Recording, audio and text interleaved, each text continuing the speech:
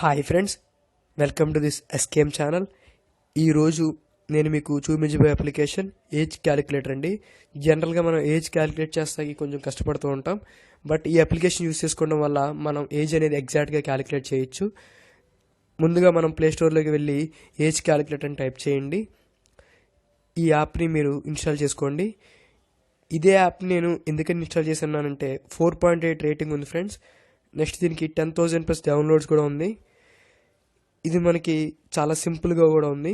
ఇక్కడ రివ్యూస్ కనుక మీరు చదివినట్లయితే చాలా ఈజీగా ఉంది, చాలా మంచి రివ్యూస్ కూడా ఉన్నాయి దీనికి. నెక్స్ట్ దీన్ని ఓపెన్ చేయండి ఫ్రెండ్స్. ఓపెన్ చేసుకున్న తర్వాత మనకి ఇలా డిస్ప్లే అవుతుంది. మనం లీప్ ఇయర్ని క్యాలిక్యులేట్ చేయాలి అంటే మనం లీప్ ఇయర్ని క్లిక్ చేయండి ఫ్రెండ్స్.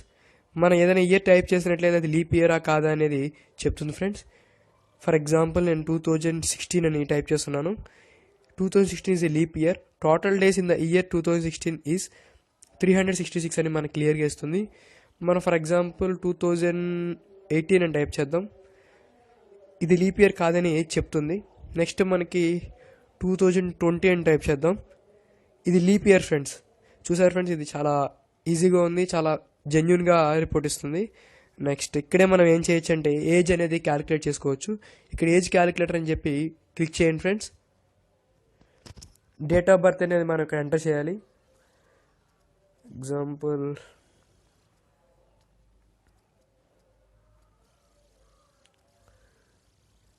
(1998) అని ఇస్తున్నాను.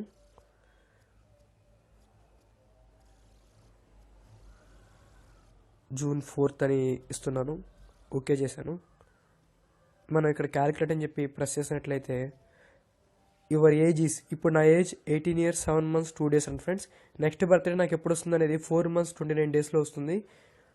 టోటల్ ఇయర్స్ ఇప్పుడు దాకా జరిగింది ఇలా టోటల్ సెకండ్స్తో సహా మనకి క్యాలిక్యులేట్ చేసి చెప్తుంది.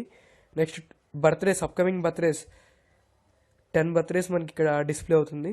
17లో నాకు సండే వస్తుందండి బర్త్డే. నెక్స్ట్ 18th మండే, అలా మొత్తం అనేది డిస్ప్లే అవుతుంది ఫ్రెండ్స్. దీన్ని మనం ఎవరికైనా సరే షేర్ చేసుకోవచ్చు, వాట్సాప్లో కానీ ఎక్కడైనా మనం షేర్ చేసుకోవచ్చు ఫ్రెండ్స్. నెక్స్ట్ ఇదే అప్లికేషన్లో మనం ఏమేమి చేయొచ్చు అంటే డే టు డే క్యాలిక్యులేటర్ అనేది మనం క్యాలిక్యులేట్ చేసుకోవచ్చు. ఫర్ ఎగ్జాంపుల్ November 4th నుంచి December 31st క్యాలిక్యులేటర్ని ప్రెస్ చేయండి. ఇంటర్వెల్ బిట్వీన్ ద 2 dates ఏంటంటే 1 month 27 days and friends. Date and time యూనిట్స్లో వచ్చేసరికి టోటల్ డేస్ 57 days, హవర్స్ వచ్చేసరికి 1368 hours, and minutes and seconds కూడా చాలా బాగా డిస్ప్లే చేస్తుంది. దీన్ని కూడా మనం ఎవరికైనా సరే వాట్సాప్లో కానీ ట్విట్టర్లో కానీ సంథింగ్ మనం ఎక్కడైనా సరే షేర్ చేసుకోవచ్చు ఫ్రెండ్స్. నెక్స్ట్ మనం ఏదైనా డేట్కి ఏదైనా ఒక రోజు తీసుకుని దాన్ని మనం 1 year కానీ యాడ్ చేస్తే ఎంత అవుతుంది, లేదా మంత్స్ యాడ్ చేస్తే ఎంత అవుతుంది అనేది కూడా మనం ఇక్కడే చేయొచ్చు. అండ్ సబ్ట్రాక్ట్ కూడా చేయొచ్చు. ఫర్ ఎగ్జాంపుల్ నేను 2020 తీసుకుంటున్నాను. 2020 దీన్ని ఇప్పుడు సబ్ట్రాక్ట్ చేయండి. ఇప్పుడు కరెక్ట్గా సబ్ట్రాక్ట్ చేయాలంటే ఇలా క్లిక్ చేయండి ఫ్రెండ్స్. రెడ్ కలర్లోకి వస్తే సబ్ట్రాక్ట్ అవుతుంది. 4 years 3 months 2 months 3 weeks మనం సబ్ట్రాక్ట్ చేసినట్లయితే అక్టోబర్ డేట్ వస్తుందండి ఫ్రెండ్స్. October 16, 2015 and friends. మనం కావాలంటే చెక్ చేసుకోవచ్చు. కరెక్ట్గా 4 years కానీ మైనస్ చేసినట్లయితే 2 months 4 years 2 months 3 weeks కనుక సబ్ట్రాక్ట్ చేసినట్లయితే మనకి ఈ టైం అనేది వస్తుంది. దీన్ని కూడా మనం ఎవరికైనా సరే షేర్ చేసుకోవచ్చు మన ఫ్రెండ్స్కి.